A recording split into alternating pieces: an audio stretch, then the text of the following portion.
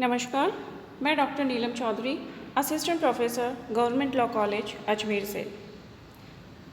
आज हम LLB first year के second paper law of torts के बारे में बात करेंगे।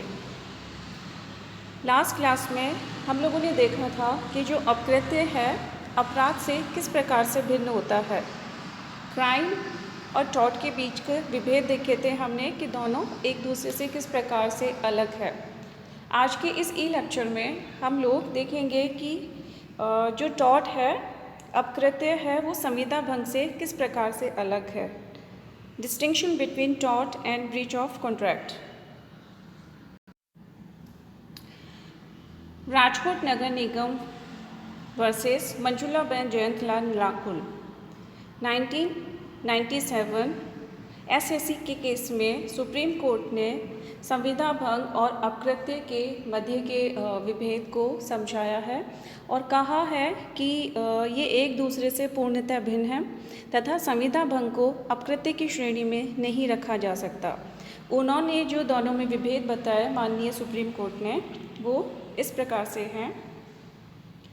ए tort involves violation of a right in rem, whereas in case of breach of contract, a right in personam is violated. This means the duty in contract exists only as between the parties who enter into the contract and cannot be enforced by or against a third party. But duty in torts exists towards all persons generally. अपकृत्य किसी व्यक्ति में निहित एक ऐसे सार्वभौमिक अधिकार का उल्लंघन है जो उसे वैयक्तिक तौर पर या समुदाय के सदस्य के रूप में विश्व के विरुद्ध प्राप्त है, जबकि संविदा भंग ऐसे व्यक्तिगत अधिकार का उल्लंघन है जो उसे किसी व्यक्ति विशेष या संस्था विशेष के विरुद्ध संविदा के फलस्वरूप प्राप्त होता है। तो यहाँ पे दो मैक्सिम्स का प्रयोग किया गया है, right in rem and right in पर्सोनम।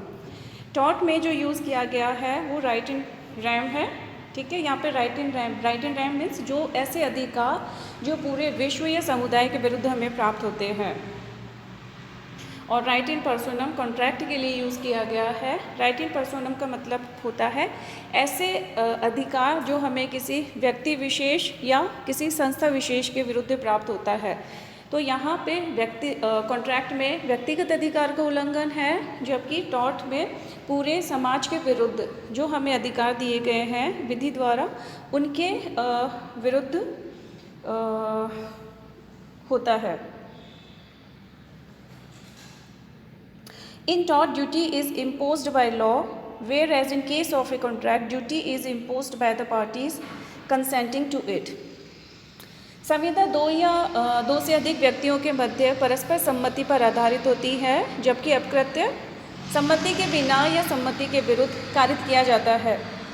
संविदा में दोनों पक्षों के मध्य संविदात्मक संबंध होते हैं, जबकि अपकृत्य में ऐसा होना आवश्यक नहीं है। संविदा में ऐसा कर्तव्य भंग ब्रीच ऑफ ड्यूटी निहित होता है जो पक्षकारों की आपसी सम्मति या इच्छा पर आधारित होता है, लेकिन अपकृत्य में जो कर्तव्य भंग ब्रीच ऑफ ड्यूटी होता है वो विधि द्वारा निर्धारित किया गया होता है और वह ड्यूटी पूरे समाज के प्रति होती है, पूरे समाज के विरुद्ध प्राप्त अधिकार के साथ जुड़ी हुई होती है। In an action for tort, damages are always unliquidated because it is difficult to visualize in advance the quantum of damages. Damages means loss caused to the plaintiff. As against this, in contract the damages are predetermined and stipulated in the term of the contract itself. In case of breach of contract, the aggrieved party can claim damages for loss arising from special circumstances relating to him only, provided the party liable for committing breach had a prior notice of such circumstances but not otherwise. There is no such limitation in case of a tort. अपकृत्य के लिए दायित्व का स्वरूप अनिर्धारित means unliquidated होता है, अर्थात इसका पूर्व से निर्धारण संभव नहीं होता है, क्योंकि यह अपकृत्य की घटना, उसकी गंभीरता तथा पीड़ित व्यक्ति को हुई वास्तविक नुकसानी आदि के आधार पर परिनिर्धारित की जाती है, परंतु संविदा में नुकसानी का निर्धारण पक्षकार संविदा करते समय ही कर लेते हैं, अतः इसे पूर्व निर्धारित नुकसानी कहा जाता है।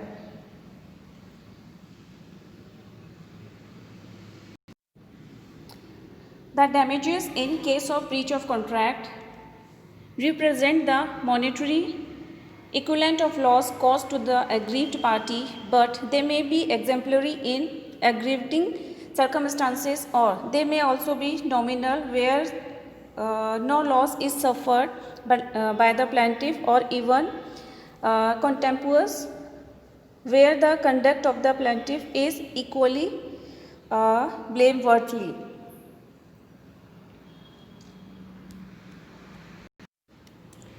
अपकृत्य के लिए न्यायालय द्वारा प्रतिवादी अपकृत्यकर्ता प्रतिवादी कौन अपकृत्यकर्ता पर उदाहरणात्मक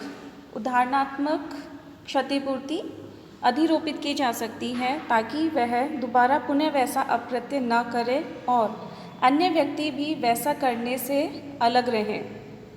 यह नुकसानी प्रतिवादी को चेतावनी के रूप में आदेशित की जाती है जिसकी राशि वादी को हुई वास्तविक नुकसानी से कहीं अधिक होती है, परंतु संविदा भंग किए जाने की दशा में न्यायालय उदाहरणात्मक नुकसानी अधिरोपित नहीं करता है।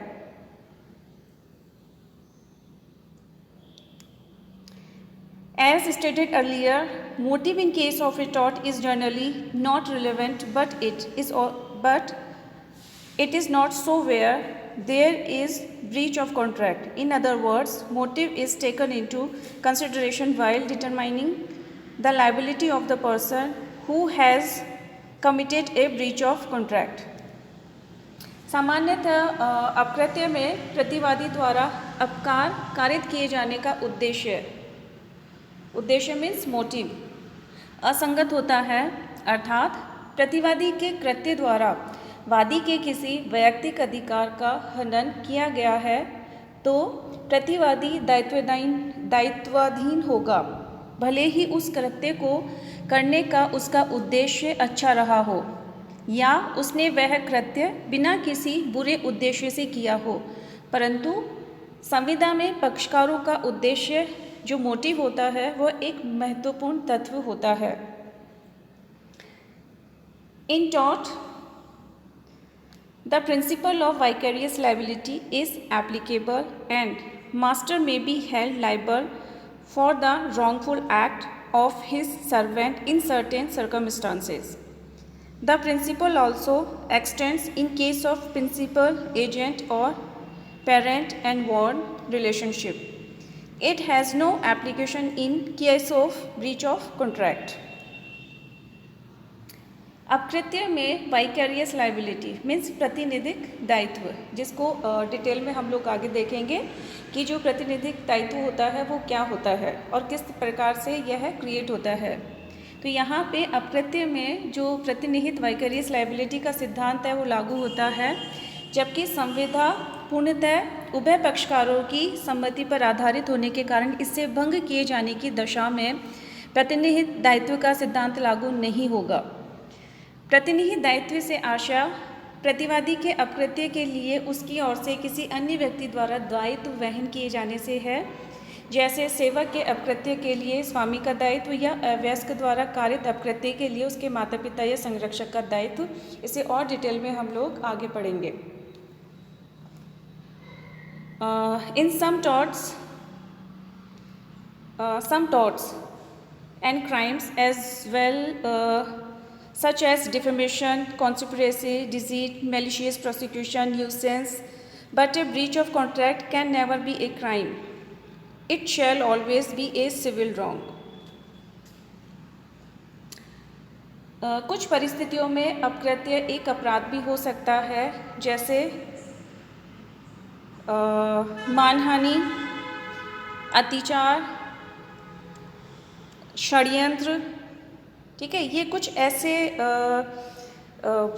टॉर्ट होते हैं जो क्राइम की कैटेगरी में भी आते हैं, परंतु जो संविदा होती है वह हमेशा सिविल रॉन्ग ही होगा, वो कभी भी क्रिमिनल रॉन्ग में कन्वर्ट नहीं होता है।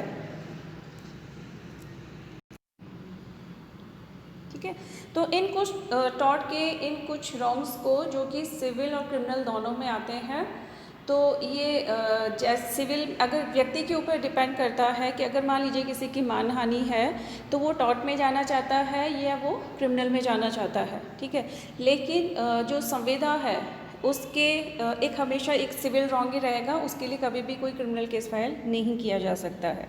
ठीक है, तो सारांश में यह कहना पर्याप्त होगा कि अपकृत्य का जो मूल उद्देश्य है व्यक्तियों के निजी अधिकारों का संरक्षण दिलाना है तथा इसके हनन या उल्लंघन की दशा में उन्हें अपकारी से क्षतिपूर्ति दिलाना है, जबकि संविदा का उद्देश्य यह होता है कि पक्षकार अपने दायित्व का निर्वहन करते हुए संविदा की शर्तों का अनुपालन करे।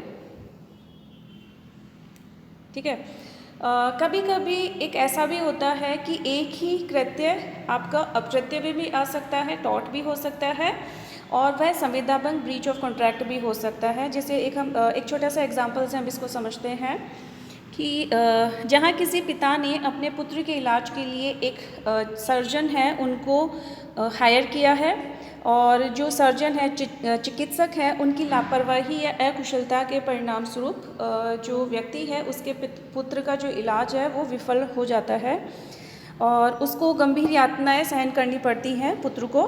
तो ऐसी दशा में जो पिता है वो सर्जन चिकित्सक के विरुद्ध संविदा भंग का वाद भी संस्थित कर सकते हैं। साथ ही साथ वो पुत्र स्वयं की ओर से उस जो उनका साथी जो पुत्र है जो बेटा है वह भी उस सर्जन के विरुद्ध अपकृत्य के लिए वाद दायर करके जो नुकसानी है वो प्राप्त कर सकता है। ठीक है, ऐसा डिसाइड हुआ था ग्लैडवेल वर्सेस स्टेगल 1839 का केस है, उसके अंदर ऐसा डिसाइड किया गया था। चिकित्सक की ही भांति अन्य व्यवसायों में कार्यरत पेशेवर व्यक्ति, ठीक है, जैसे अंकेक्षक हो गया, बीमा कंपनी का दलाल हो गया, अधिवक्ता हो गया आदि भी लापरवाही या असावधानी से किए गए कार्यों के लिए संविदा भंग अथवा अपकृत्य दोनों के अधीन दायित्वाधीन ठहराए जा सकते हैं।